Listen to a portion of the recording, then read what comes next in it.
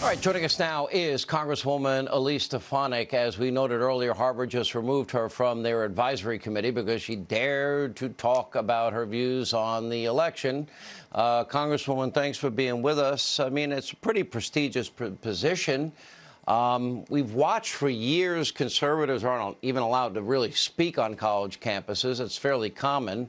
And I wanted to get your reaction to it and what were the specific reasons given? First of all, thank you, Sean, for the opportunity. This is an example of Harvard bowing to the woke far-left mob, what we're seeing more and more on college campuses and universities across this country. Places of higher education should be places of learning, freedom of discourse, freedom of ideas, and we are seeing them move in the opposite direction, becoming more and more intolerant.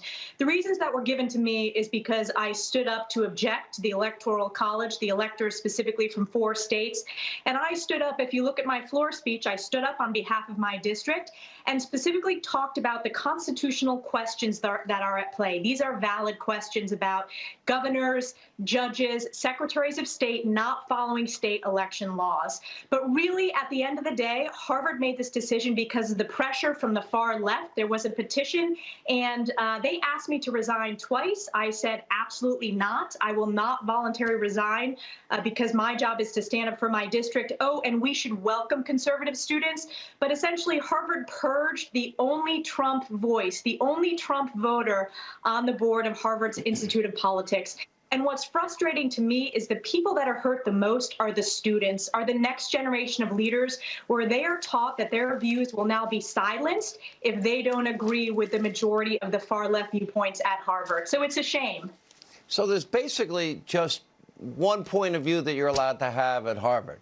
I mean, you know, I would think the time that you want to most challenge your maybe preconceived notions, maybe opinions, maybe if people would listen to the other side, they might actually learn a thing or two.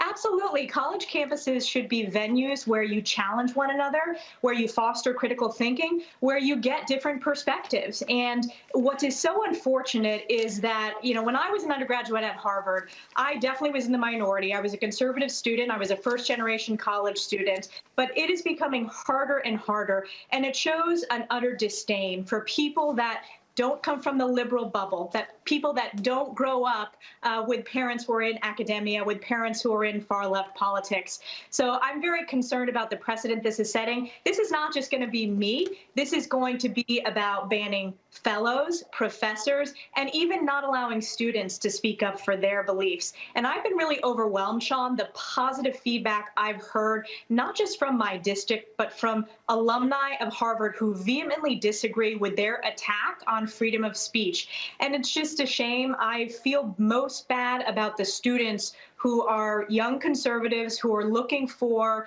you know, role models that they can reach out to. It is clear that Harvard wants to purge anyone who supports President Trump. And there's another petition already underway not to allow public speakers or anyone who served in the Trump administration.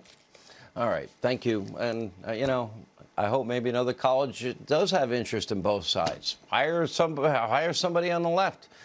Let the students decide for themselves. Anyway, thank you, Congresswoman. Sorry that happened.